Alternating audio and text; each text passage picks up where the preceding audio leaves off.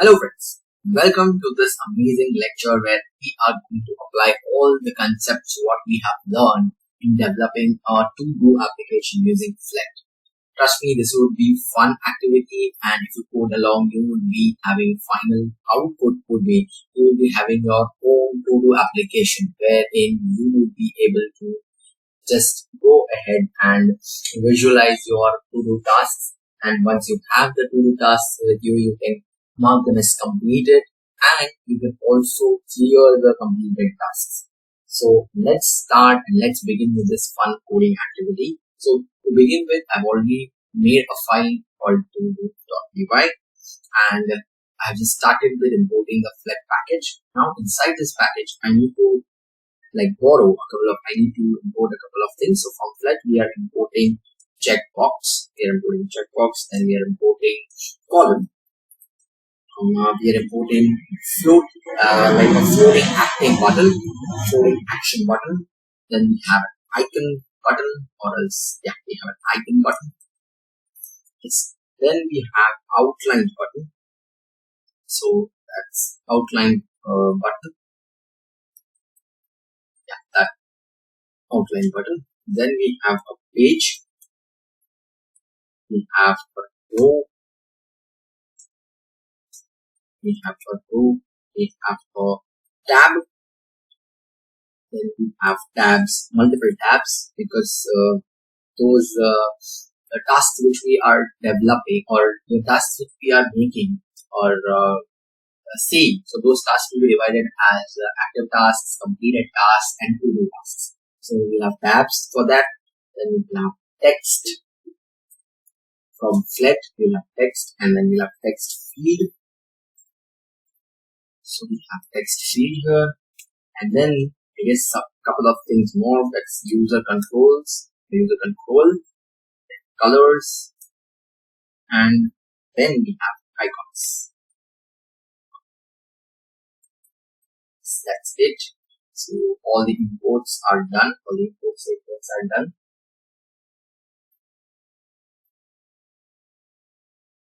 import statements are done. Now we have class. We start with a class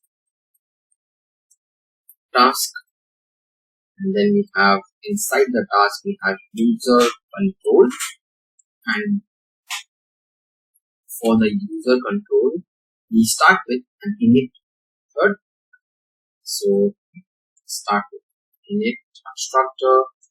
Inside this we have self, task name.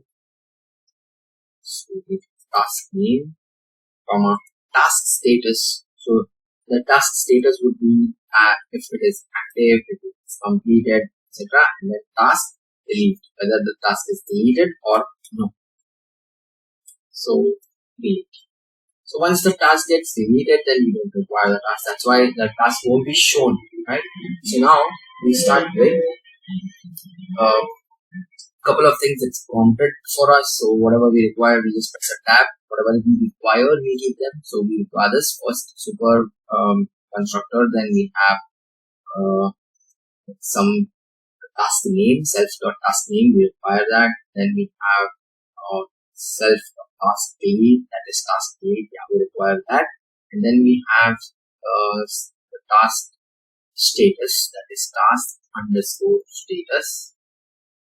So we already have that. We just remove this line, and we have task underscore status underscore change. So then we create this variable, but then that is task status underscore change. So yeah, that's about it. We will have this here, created task underscore status change. That's it. Now we'll start with the build function. So def build or create build is more for self, and then self parameter. Now we have to display. So self dot display underscore task equals checkbox. For that we need the checkbox, and then inside the checkbox we have the value. So value is equals to false, label is equals to self dot task underscore name on change. So we have already the prompt on change is equals to task underscore status, and then that's changed. Okay.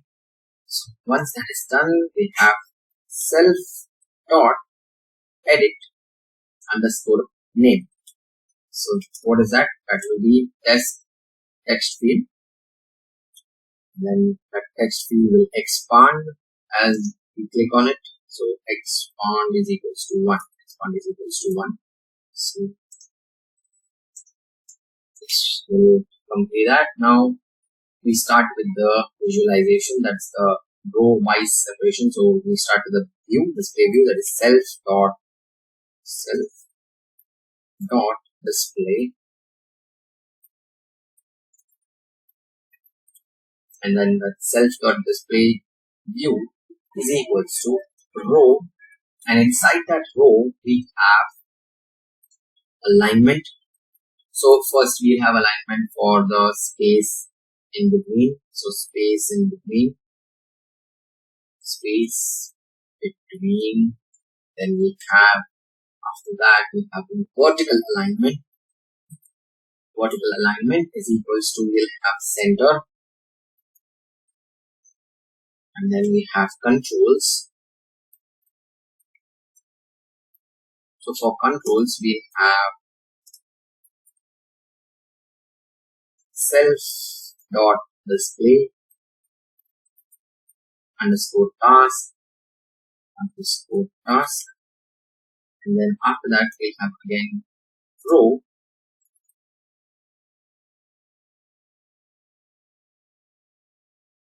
we'll have spacing is equals to 0, comma, controls is equals to, then again we have, for the controls we again have the box bracket open, and inside that box bracket again we'll have the icon button. So here controls is equals to enter icon button.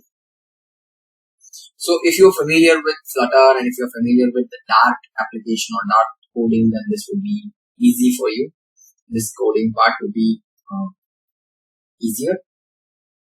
So here we have an icon button. After the icon button we have icon is equals to icons dot create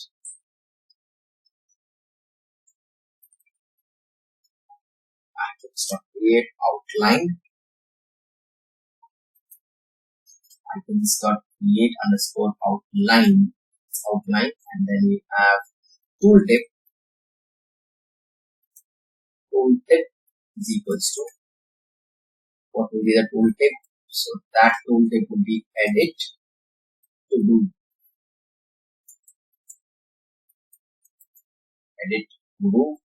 then we have on underscore click is equals to self edit, and then it will be not the task, it will be click, edit click, say like KED, edit click. So that's about it. Now we just need to complete these brackets. First this one, then is this one.